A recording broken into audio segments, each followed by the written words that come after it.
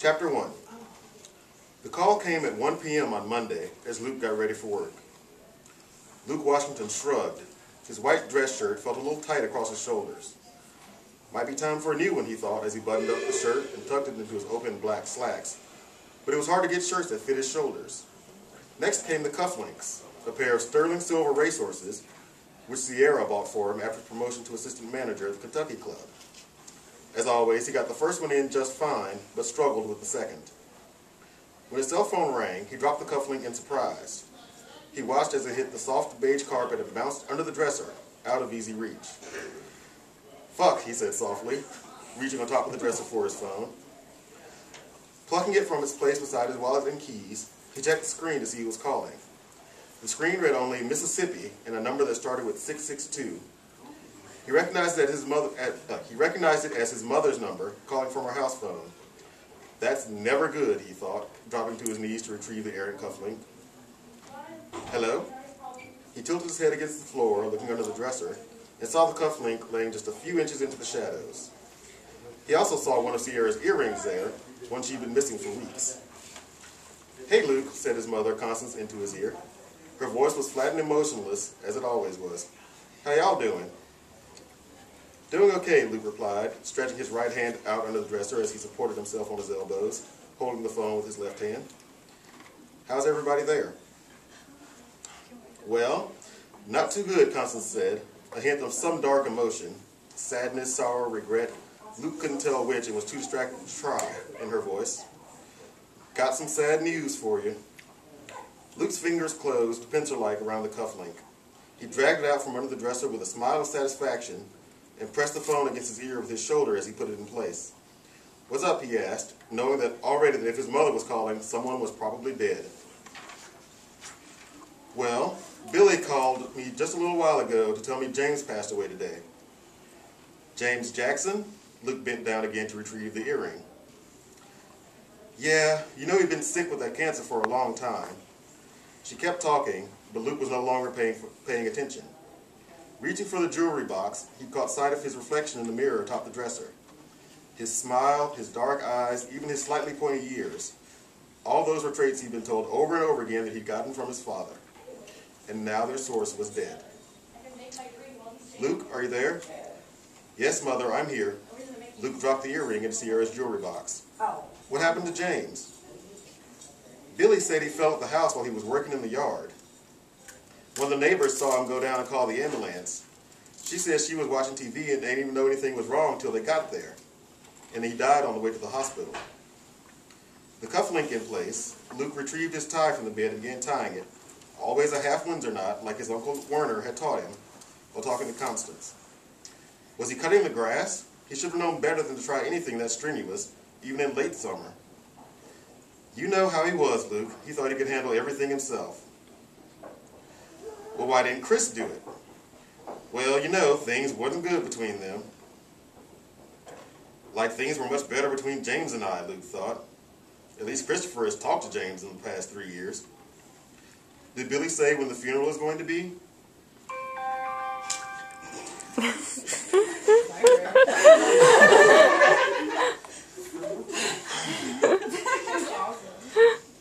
No, she didn't. I don't know who's going to be handling it all. You know she was about to divorce him."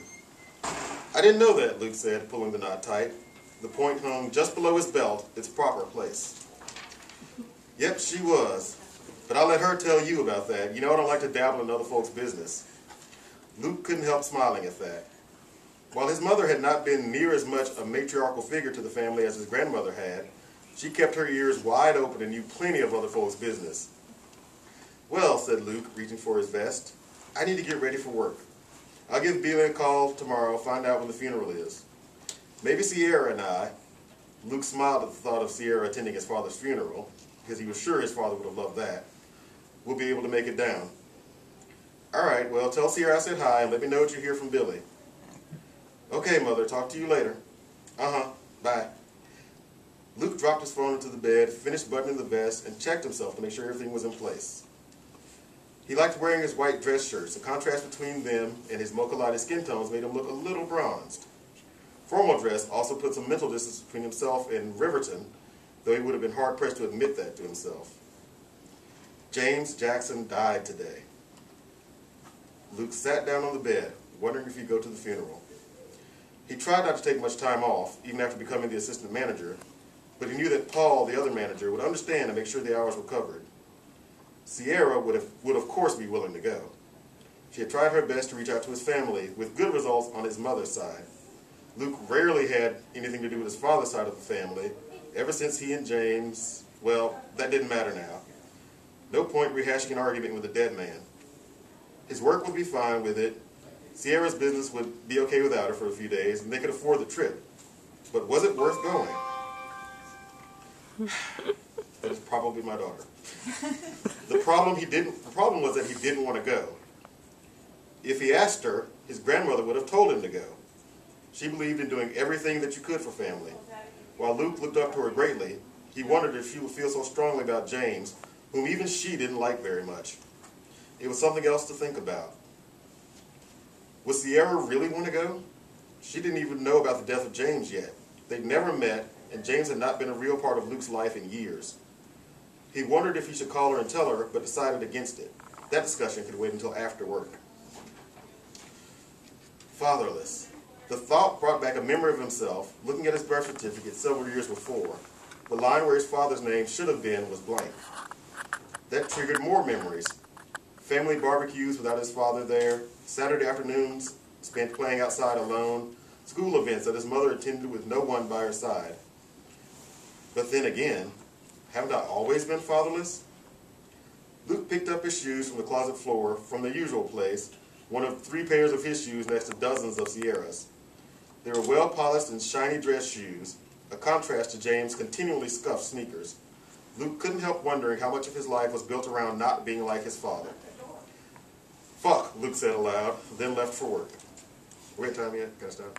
No, you're fine. Go ahead. All right. Yeah, the battery's almost dead in this. Thank goodness for that. It was 11:30 when Luke got home from work. It had been a slow night at the Kentucky Club, not unusual for a Monday, but there had been a few little disasters. Royce had badly burned a steak.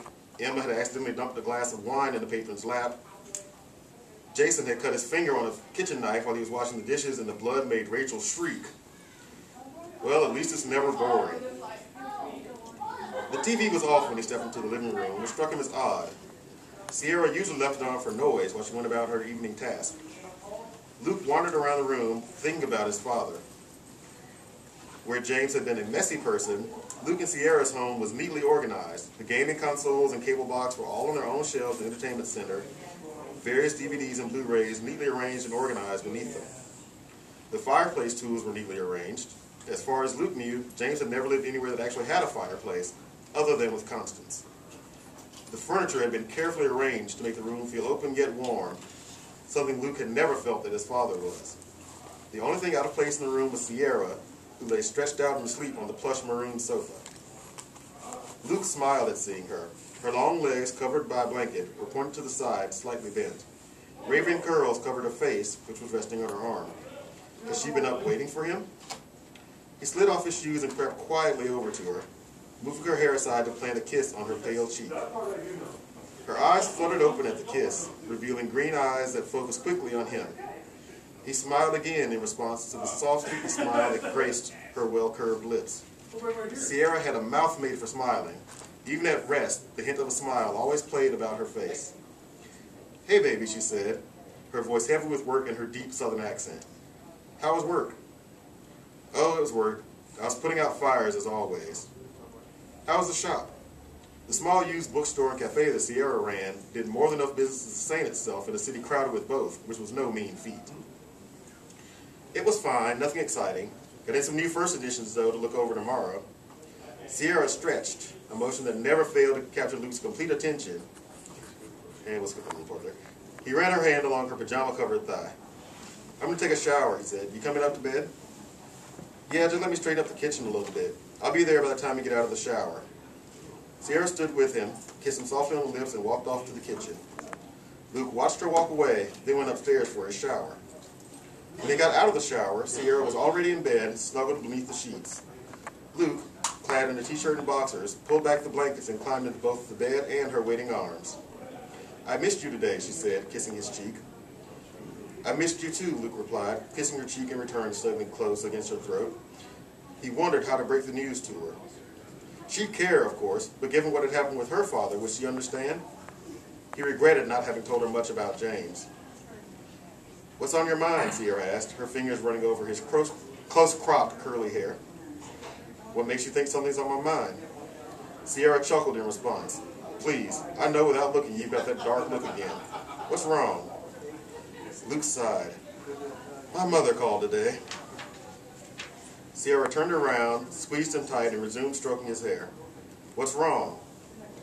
My father died. Luke barely managed to choke out the words. Oh, Luke, I'm sorry, Sierra said, squeezing him close again, then moving back to look into his eyes. I know you two weren't close, but still. When is the funeral? I don't know. It doesn't matter anyway. I'm not going, he said quietly. Why not? Sierra let him go and sat up on her elbows, looking down into his face. Funerals are really for the living, you know. They're all about closure and goodbyes. No matter what happened, he was still your father. As far as that goes, yeah, but it's not like he was really ever there for me. He bought my first car, but never came to any of my award ceremonies or plays. He sent me money when he was out of town, but never taught me how to shave or played catch with me or taught me how to talk to women. He came to my high school graduation, the only one he came to for any of his children, and I hated that he did that. The argument felt like a weak excuse to Luke, a thin cover for his simply just not wanting to go. I don't owe him anything. None of us do. No, I know you don't. Sometimes I wonder if his negligence wasn't better than my father's attention. Sierra's eyes grew dark and cold. Not being abusive doesn't make up for really not being there at all. So be a better man than him and be there for him, even though he wasn't there for you. She had a point, he had to admit. I guess that's one way to look at it. Luke put his arms around Sierra and pulled her head down to his chest. He hadn't meant to bring up painful memories of her abusive father. Fathers were rarely discussed in their house, since neither of them had anything resembling positive paternal relationships. As she maintained her silence on hers, he had likewise kept one about his. What happened, Luke? What kept you two from being close? When I was little, it was probably his other kids. Oh, and his wife. Then he ran into some trouble and had to leave town for a few years. When he came back, I was 18 and about to leave for college. But you two got along better when you were in college, you said. He sent you money, helped you get a place when you dropped out. What happened after that? You never would tell me. We had an argument. Luke paused, unsure of how to phrase what happened. In the impatient silence, he decided it best to just blurt it out, no sugarcoating. He didn't think it was safe, his word, for me to have so many white friends. Sierra arched an eyebrow at Luke. Really? Luke nodded. Wow, but that was what, 10 years ago? That's a long time for neither of you to even try to. There was something else. Luke sighed. He should have told her sooner about this, always meant to, but somehow just never got around to it. If he was honest with himself, not telling her before had more to do with being ashamed of James than with any lapse of memory. Do you remember when we went to tell my mother we were engaged? Of course I do, Sierra replied. She cooked a fantastic dinner. I saw him then. Luke remembered that meeting, the last time they'd ever spoken. Of course, he hadn't known that it would be the last time. He couldn't have helped wondering how it would have gone if he'd known. I went to Billy's house, he'd married her by then, to tell him the good news. Sierra's smile disappeared. And? Why didn't you tell me about it? Because of what he said. I didn't want you to be hurt by it. What did he say? No smile on her face now, just firm set lips expecting something unpleasant. He said he'd be damned if his son married a white woman. Time in?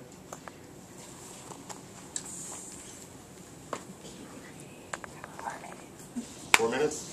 Okay. Work on your reading skills. Do you want me to stop this and charge it?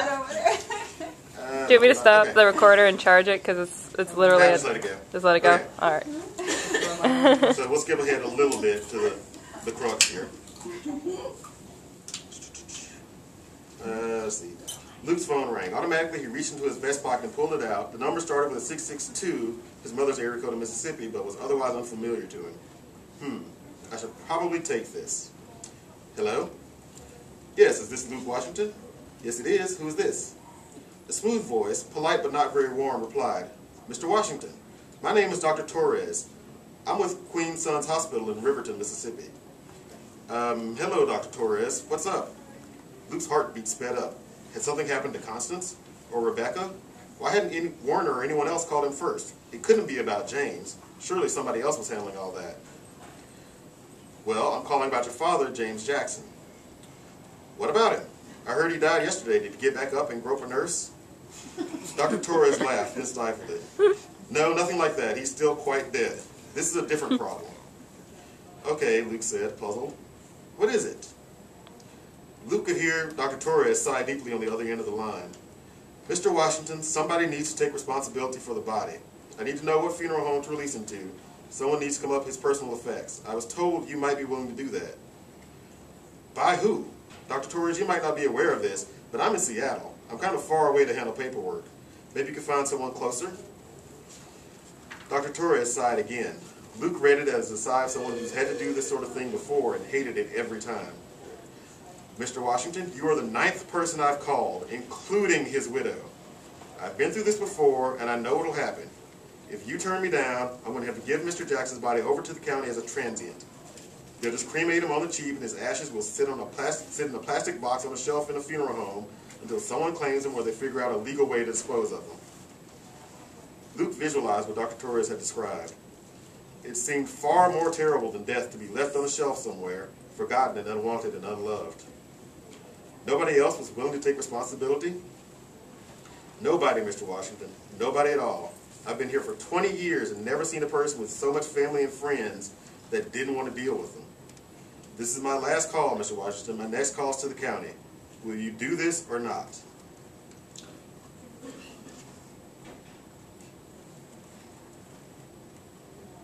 Luke was silent. He didn't want to do this. What had his father, who figured in his life as little more than his mother's chosen sperm donor, done to earn Luke's efforts in this? Paul, the other manager, had just said Luke needed to go, that he regretted if he didn't go. But what was one more regret? We do for family, Luke's grandmother's motto. She said it like it was written in stone and brought down the mountain by Moses himself. Luke didn't want to go to the funeral, didn't want to go back to Riverton. But what would his grandmother have thought? What would she have done? Luke was silent. He didn't want to do this. All the reasons he had given Paul, all the reasons he'd given to Sierra, all the ones he held close in his chest, those reasons were still in force. Whatever his reasons, he really didn't want to go. He didn't want to go back to Riverton. He didn't want to deal with the family members. He didn't want to leave his life to deal with James's death. But he remembered his grandmother's voice saying, "We do for family." The way she'd done for him, for the family she brought together, the people whose lives she'd made better, whether they were blood family or friends. He remembered her words as clearly as she was saying them now. Wherever James had been, he'd been family, and nobody else was doing anything. Mr. Washington, I need an answer now. Will you do it? Luke sighed. Get a paper and pen, Dr. Torres. I'll tell you where to fax the paperwork.